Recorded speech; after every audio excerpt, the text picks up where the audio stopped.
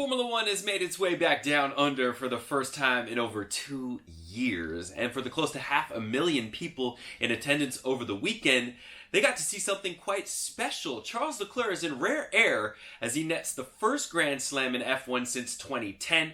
Verstappen's title defense takes yet another blow courtesy of the Red Bull power unit.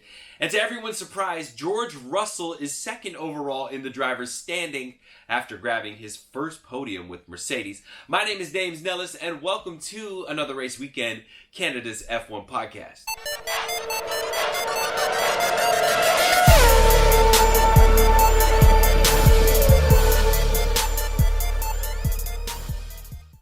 And as always, I'm joined by team manager for Pro Racing Ontario, Daryl Timmers. Hello. It's race. It's just past the race weekend again. Yeah, well, depending on where you're at in the world, we're exactly. 2 days out from Australia. It's been crazy. As of the time that we're recording this, and speaking of this, before we get into all of that stuff, just a reminder, we're all over the internet. If podcasts are your thing, taking us on the go, you can definitely do that there. Just search Another Race Weekend on whatever podcast platform that you subscribe to. And of course, YouTube. We stream there Tuesdays after every race weekend. So just pull up YouTube, search Another Race Weekend, and you'll definitely be able to find us there as well. Now, with all of that being said, let's kick this thing off. Charles Leclerc is in a space all of his own. It is a great time to be a Leclerc kart dealer, as we've said since the first race. Exactly. The dominance just seems to continue. The question I have for you, and the question everybody else has at the present time, is can Leclerc be stopped?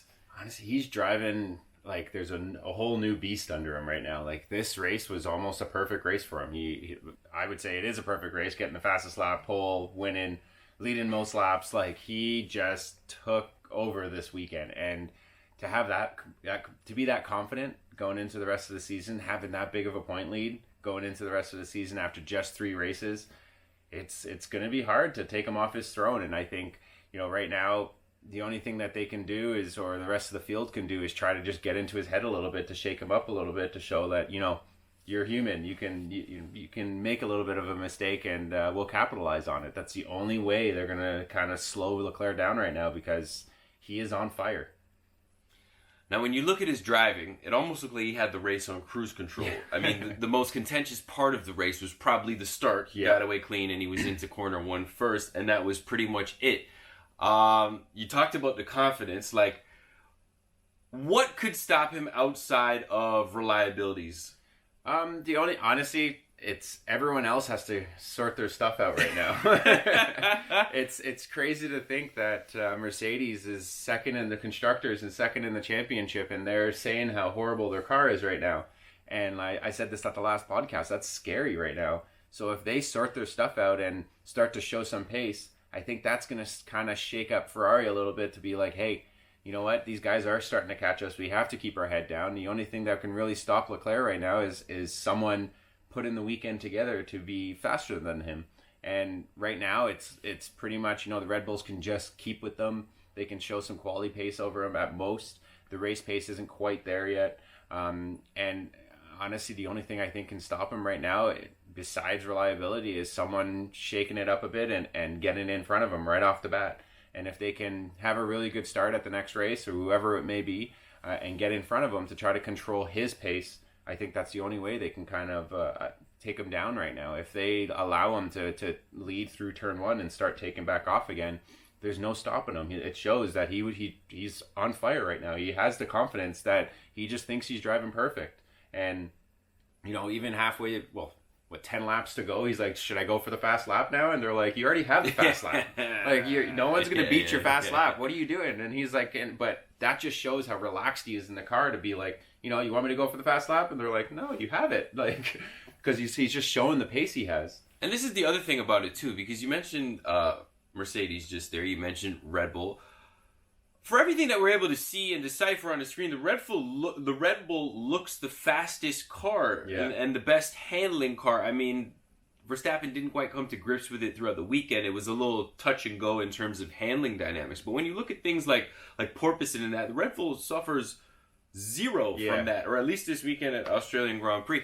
And then when you look at the Ferrari, it's heavily porpoising down those fast, flowy, sweepy sectors of the track, but they just managed to get it into the corner so well. The Mercedes is still suffering from that, but overall it just looks slow. So from a technical side of things, like, what do you think the difference is between the three top contenders, let's say, this year? I think, like you said, the Red Bull is definitely straight line fast. It is one of the fastest cars on the straightaway right now. It doesn't have quite the cornering like the Ferrari, and the porpoising out of the Ferrari right now is really crazy. But the thing is as soon as they touch the wheel and turn, it's gone. The bouncing stops, the car settles down, and they're able to rotate it in. So if they're still able to do that and get to the apex, I don't think they're having an issue right now with the porpoising. They're probably just like, whatever, just sorry guys, your head's going to shake a little bit down the straightaway. With the car being able to settle itself down as it turns in, it's not a big deal for them right now. I don't think they're really too worried about it. They're showing that they have the pace. They're showing that they have the race pace. I don't think they're worried about it. If they really, with the Mercedes, you can see when he starts to turn in, it still kind of hops on the initial turn in, and it doesn't settle all the way through the corner. So it kind of creates that understeer, as you can see, or that snap oversteer that Lewis was kind of battling all weekend. And, with the Ferrari, it's yes, they're porpoising, but it's not affecting them really with the lap time. So if they're not being affected too much by it, why bother changing the car to stop it from happening? Yes, it's a little bit of vibration for the drivers and, a little bit of head bob going down the straightaways. But I honestly think Ferrari just really notices it doesn't hurt them as soon as they turn in. So why change it? It's almost like one of those things where it's like, well, we could fix this completely, but you might lose some pace in the car. And they're like, you know what? Let's just leave it. Bounce up and down for a little bit in order to finish P1. And let's be clear. Leclerc is dominating the field. I mean, we're 3 races into the season. There's a lot of season left, but it kind of looks like he might just run away with it because they haven't had a single reliability issue since testing. Before the testing. We're looking at Spain. There was not an issue. They had the most laps in, and they haven't had really a single issue so far. So it looks really good for Leclerc in terms of his maiden championship voyage at the present time. On the flip side of the garage, my boy Carlos Sainz had a difficult weekend. It started in quali. He wasn't able to get out there. He qualified P9, went backwards off the start. Horrible start. And then he just kind of beached the car. So I guess the question is, was he trying to do too much too quickly? I think so. I think once he had that bad start, he tried to make up a couple more spots going into turn 1. And then all of a sudden on the exit, he had cars on both sides of him. He couldn't get out of that corner, so he lost even more on the exit of turn 1, going into turn 3. And by the end of it, he was like 15th or 16th after the first lap. So I think at that point he knew, okay, my teammate's leading. I'm all the way back here. Clearly I shouldn't be back here. Let's try to push a little bit harder. And when he went into 10 there, I was just like, where are you going? There was no chance he was making that corner. He went in there. Yeah, he went super deep. And I honestly think at that point he's just frantic. He's trying to make up for everything that's happened. He had a bad qualifying. He made some mistakes. That's why he was P9. And in the race, he made a bad start, and then he made some bad choices in the first lap that really put him back, and he was kind of in a panic mode at that point. He's had such consistent results for the last few years that it was like, oh wow, he's human. He's made some errors now, and it was really it was kind of sad to see that he had such a bad run, and after 3 laps it was out and over for him. But I think at that point, when he's sitting in the gravel trap and he asks them, can they push me out? Like, how can they get me? Like, no man, like, you know the rules. Yeah, you're done. Like, and I think at that point he knew. He was just like, I was just flustered for the first couple laps. Yeah, it was weird to see Carlos Sainz because he's the smooth operator, and we've seen him in situations maybe not as bad. It just all seemed to happen very quickly, and he just tried to get it all back in one lap. And I think that's really what did him in this weekend. Ultimately, it looks like he kind of blew his shot at the championship if he was ever going to get there. Like, we just needed a consistent weekend from him. He could have been in there P3, P2 even. He had the pace throughout practice. He just didn't put it together in quali. I actually thought, watching the practices, he was going to win this weekend. I thought so too. He looked so strong in practice. He was putting some good laps down. He was being consistent in the top the top 3 for all the practice sessions. And I honestly thought, okay, you know what? Here's Sainz starting to get used to the car again. He's really starting to get into the swing of things. And, Leclerc at some points were, 4 or 5 tenths behind him in practice. Yeah. And going into qualifying, I think, once he Australia was kind of an interesting situation for the track because it hasn't been raced on in 2 years. and there wasn't a lot of rubber down to initially, and you can see that these cars they didn't exactly have the full grip that they usually do around a circuit. And a lot of you saw how many crashes there were this weekend in practice, and cars driving off and cars spinning, and that usually doesn't happen as often as it did this weekend. And I think, the track kind of caught everyone off guard, and it was kind of one of those situations where if you kind of sacrificed a little bit more going into the corner to get out of the corner, it helped you a lot more instead of charging into the corner, where you saw Max in the last sector constantly driving off because he was trying to push harder and harder into the corner, and he would make that mistake and the car would slide and put him onto the grass.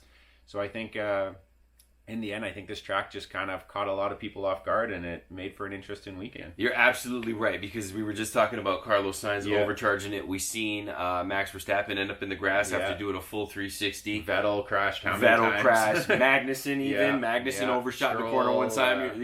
So you're right. Maybe it was a resurfaced track, hadn't been raced on in a little while, and it was definitely quicker. There was more high-speed corners and that kind of stuff. They actually removed some chicanes and that. I thought it made for better racing, especially midfield back. Yeah. And that seems to be where we're at in terms of racing. The top tier have definitely set themselves apart. Mercedes have found themselves in the mix somehow with that car.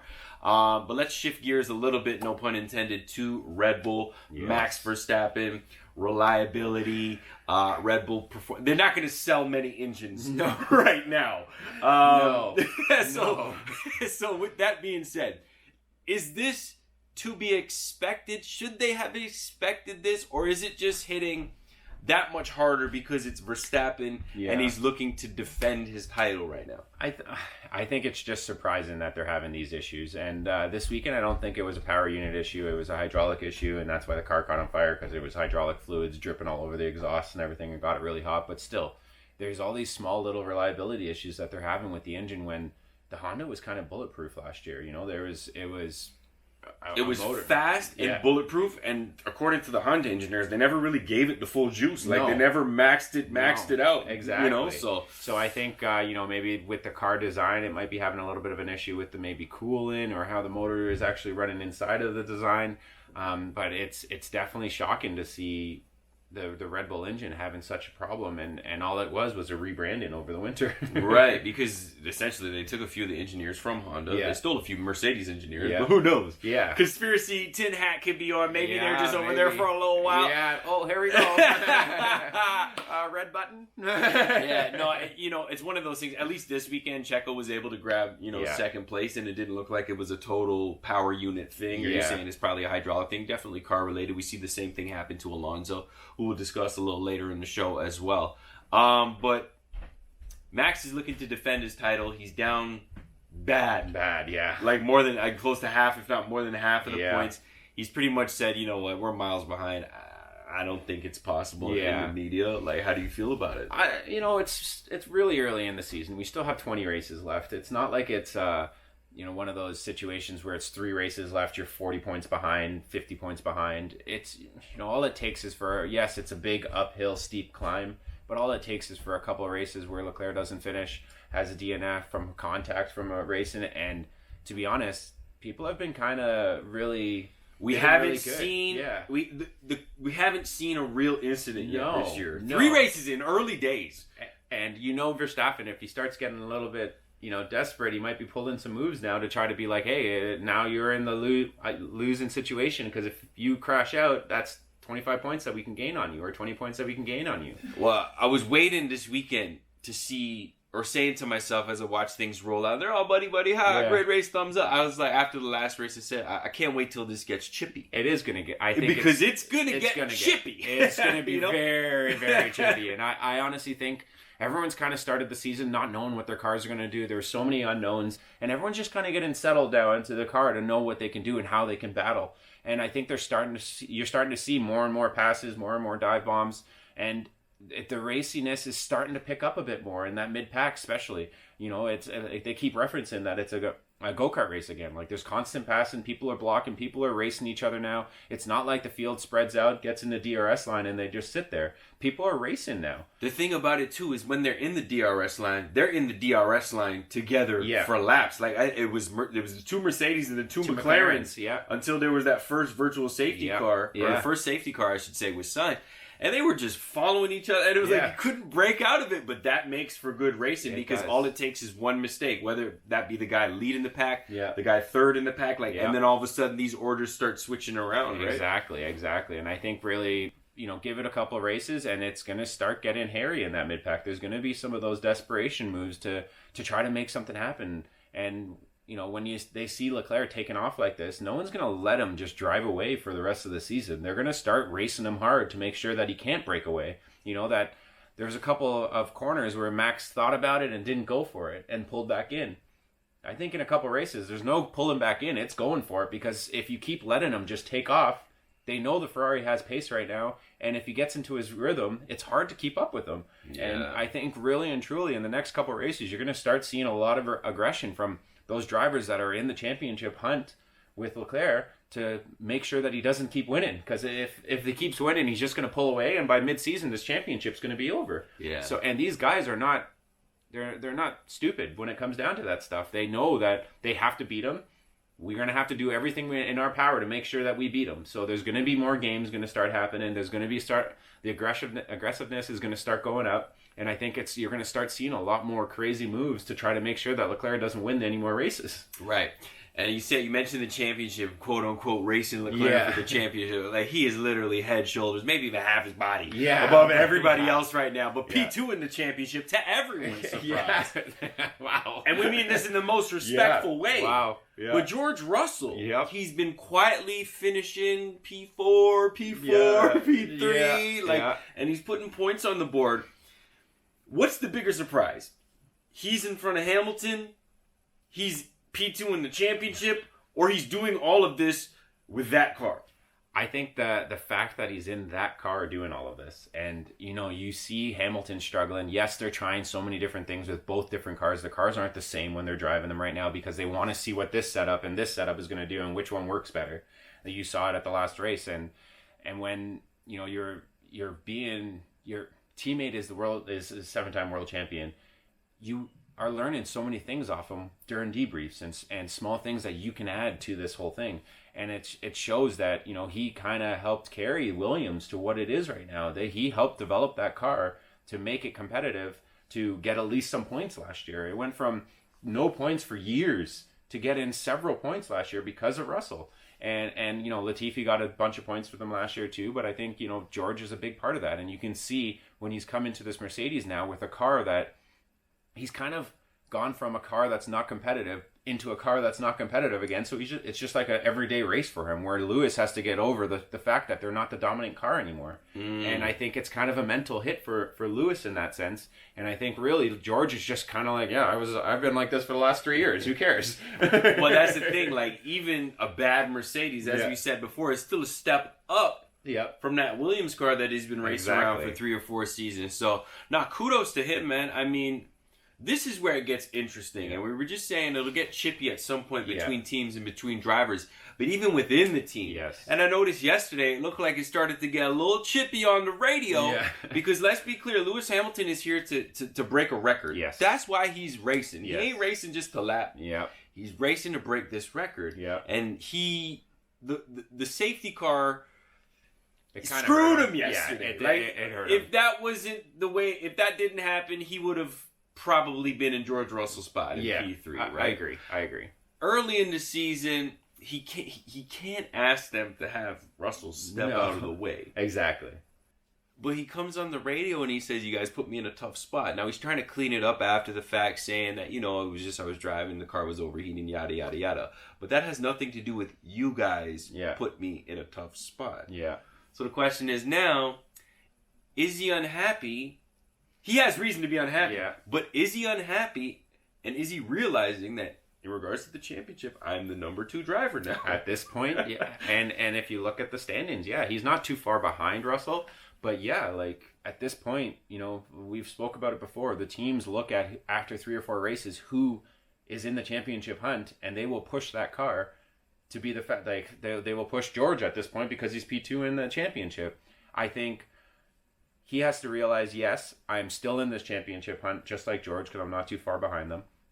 But he also has to realize, yeah, I have to support my teammate now. I don't have this dominance that I'm so far ahead of my teammate that I have to actually help my teammate now. It's not my teammate is only helping me. I have to put it both ways now.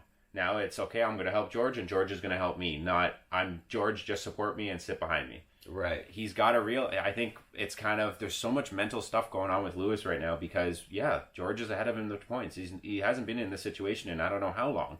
And when you come into it, when a young gun comes into your team and you're thinking you're going into the season to be the number one lead driver, it's kind of an ego hit when all of a sudden you're P4 in the championship and your driver is your teammate's P2 and your teammate's that young gun that came in that was supposed to support you to get your 8th championship. Right. And I think really and truly he's just got to get over that mental aspect of holy crap, there's going to be races that they're going to tell me don't pass them. You know, and there could be, yeah, there could be, and at this point, I think he's realizing that he's not the number one lead driver now. Now it's a shared role. Yeah, he's got to realize that they're so close in the championship, and he's ahead of them right now. They can't say, George, get out of the way so Lewis can get maximum points, because what happens down the road? If George was still P2 in the championship and they made him do that and they lost the championship for him at the end of the season. Yeah. So he has to realize now that it's not get out of Lewis's way. It's, okay, we're a team now. Whatever happens with these two drivers, you get sorted out. Okay, stay behind him now. You're not allowed to pass him. We got to make sure that he gets maximum points just like you have to get maximum points. If it was a reverse situation, he would want George to sit behind him. If he was P2 in the championship, he would be like, George, sit behind me. Well, now that's exactly what I think why he was on the radio saying that, right? Because he had raced his way into P3, and then he got kind of screwed by the safety car. But he's been around long enough to know that that's how the racing goes. The interesting thing about this is, like, you're going to get to see what Mercedes and Toto value more in this season, because George has got a lot of runway left. Yes. And Lewis is at the end of the runway. Yeah. So are they going to weight the statistics and the numbers and the definitive greatest of all time title? Are they going to weight that heavier than George potentially contesting for a chip this season? And then on the other side of things, with everything that you just said, Checo Perez should be catered to right now. Exactly. That's the crazy part of this season. It's like, I don't know how all of this shapes up, but I will say this. It is making for interesting dynamics. I think Ferrari is off on their own island doing their own thing, and everything is great. Yes. The point spread is so big, there's no question Leclerc has to be catered to first. Yes. When you look at Max and Sergio, it's been reliability that's kind of held Max back now, right? Yeah. So what do they do? Is Max still the guy? He's the defending champ. At this point, they can't. Like Perez. Well, they will. They will. But if you notice, they're not catering to the setup to Max anymore. You know, Perez is definitely. You know, they're kind of opposite driving styles, Perez and Max, and that's why it took a little bit for Perez to get going in that Red Bull, because he had to charge in harder. He has to drive it more like Max drives. Right. And now the car is kind of. Max is charging in as how hard he usually charges, and the car can't handle it because it's not catered to his setup anymore. Right. It's set up the way they think that the car should be to be fast. And I think right now it's not catered, but it's how working it was better designed for Perez. Right. It's working better for Perez at this point, and they're not going to change anything. If Perez is almost putting it on pole all the time and is battling for wins still, battling for podium still, why are they going to pull that away from him when he's ahead of Max? I think, maybe they start with the base setup and go towards Max's car a little bit more with this way and Perez over here with this way, but I don't think they're building the car for Max's driving style. They're not trying to make it that Max's driving style is going to maximize in this car. I think they started off the season not exactly knowing how the car was going to react, and then they're like, oh, you know what? The driving style of Perez suits this car a little bit better, so why are we going to go to Max when especially Perez is doing really well and he's high in the championship right now? He's ahead of Max. Yeah, I think their conundrum's a little bit different in Mercedes in that it's so setup dependent. Yeah. You know what I mean? Because it's race trim dependent too. Yes. The Red Bull is fast and race trim, but when you look at the Mercedes and the issues they're having, it looks to me like they have a qualifying issue more so than a race issue. I agree. Because they can race and they were saying 5 and 6 is the best you can do. They finished 3, 4. Yeah. So they're always going to punch above that weight class, Yeah. or at least that's how it seems right now. Yeah. The car definitely looks better. It looks like a tire, firing up the tire kind of thing for them. But the Red Bull one is interesting. One of the things that I noticed this weekend after our last podcast discussion was Alpine. They had outright pace. He could have been Fernando was on a flyer. It looked like he might have snagged the pole away. They had a reliability problem, but the real question I have is where'd the pace go in the race? I think when you crash the car and it's all because of a failure with the car, and going into the race, the car was rebuilt, the hydraulic issue was supposedly fixed. It's kind of something that sits in the back of your head at that point, So, Alonso was feeling really good in that car. He was feeling comfortable. He was driving his butt off. And he had a really good chance at pole with that lap. And once he has that issue where he can't, when you go deeper into the corner and you need the engine braking to slow you down, like that's what happened to him. The hydraulic failed and he couldn't downshift, so it didn't slow him down enough and made him drive off. That's in the back of your head. You know that the team stayed up late trying to fix the car because 1, you crashed it, and 2, there was a hydraulic issue, so they had to fix that. Right. So in the back of your head, okay, is the car really fixed properly, or did they fix it, but was it some other internal issue as well? So there's those things that are falling into your head while you're driving to know, is this car ready to go or is it not? And I think the safety car definitely screwed him over as well. His whole pit strategy was thrown out the window. When all that stuff was going down, he ended up pitting 3 times throughout the race. Like it was just one of those. Like the only one. Yeah, it was just a bad situation. I think a lot of situations piled up on top of themselves and ended up being a bad race for him. But he had pace in the race. It's just I think being caught behind certain people and being behind a big train. He was behind that big train of cars behind Stroll, and it took a bunch of people a while to get by. Took a while to get by Stroll. Yeah, Stroll exactly. was putting up the blocks hard. Yeah.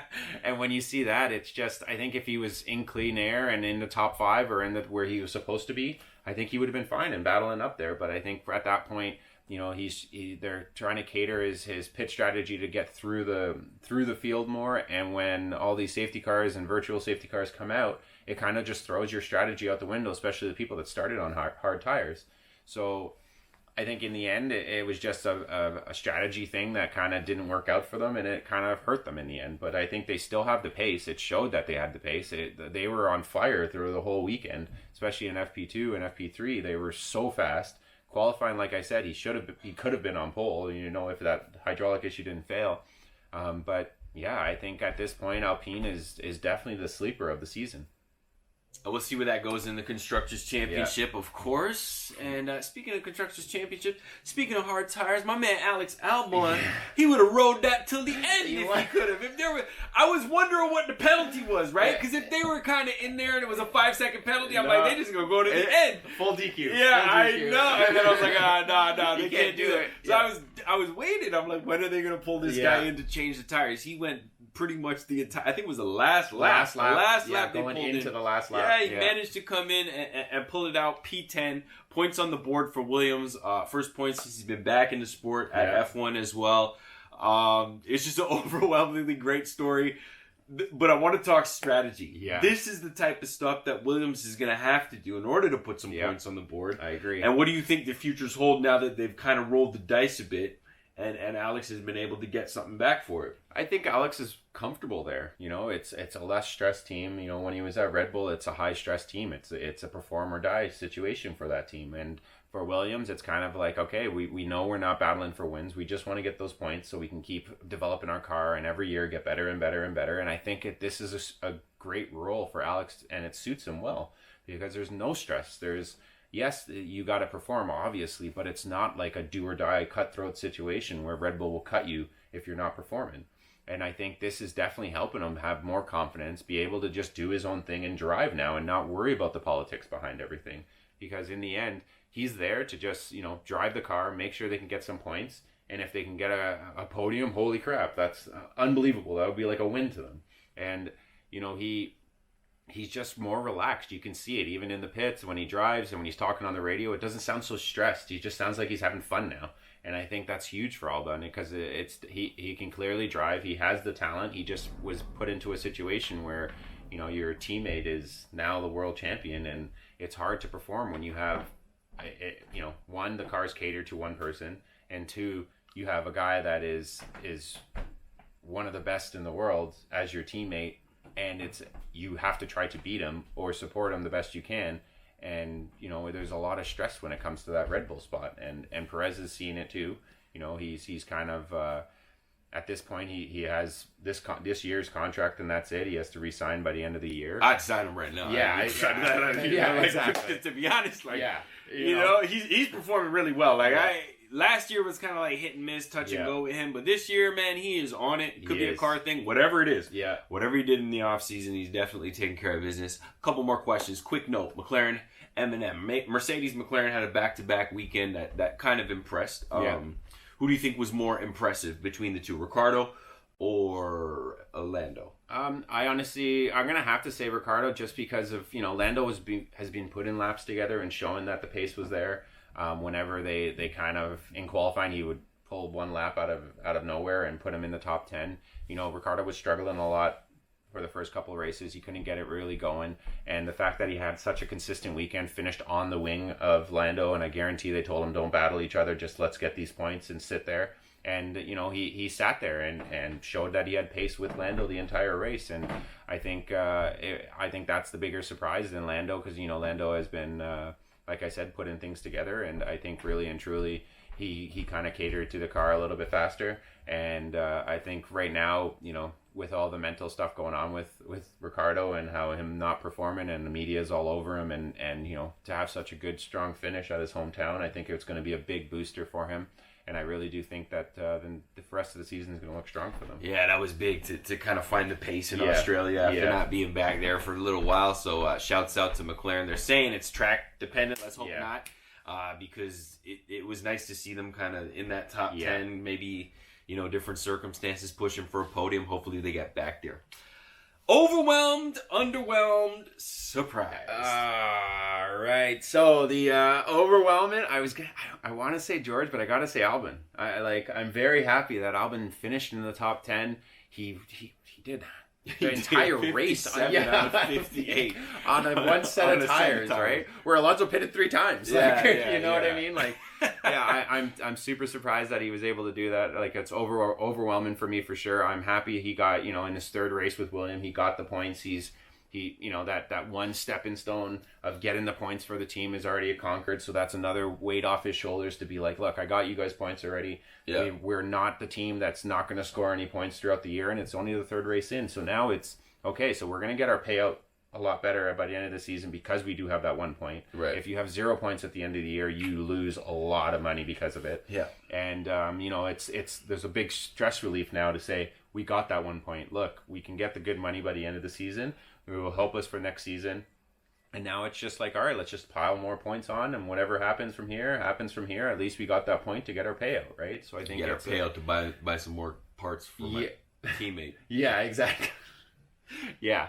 We don't need to go there. No, we don't need to go there. Underwhelmed. Let's do underwhelming. I'm gonna say Sainz. It was. Yeah.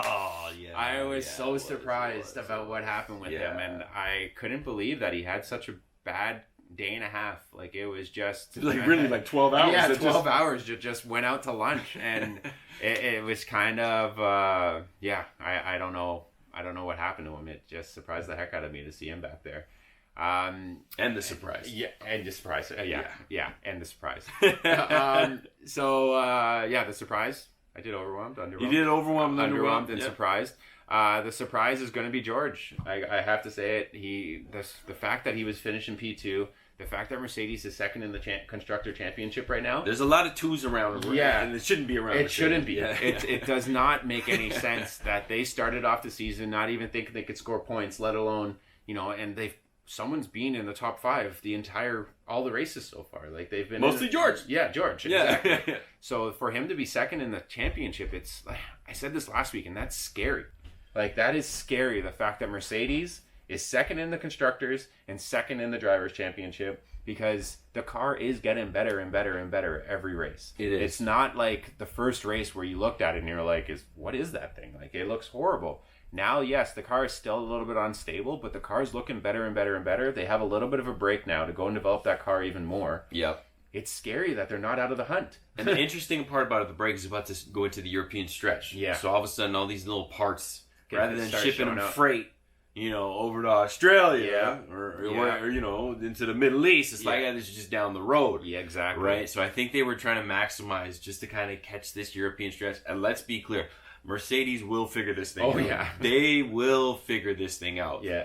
Sooner than later. I think the last pod we said they got to get it right this weekend. They Yeah. didn't get it all the way right, but they managed to get a 3-4. Yeah. Which is pretty much like getting it all the way Exactly. right now. So just around the corner, we will definitely see what Mercedes brings to the table. Thank you very much for watching this week's episode of Another Race Weekend, Canada's F1 podcast. Just a reminder, you can stream us on the go as well. iHeartRadio, Apple Podcasts, Spotify, Amazon. We are there. YouTube is where you can watch the show as well. For Daryl Timmers, I'm Dames Nellis. Looking forward to Imola in a couple weeks, and we will chat then. Take care.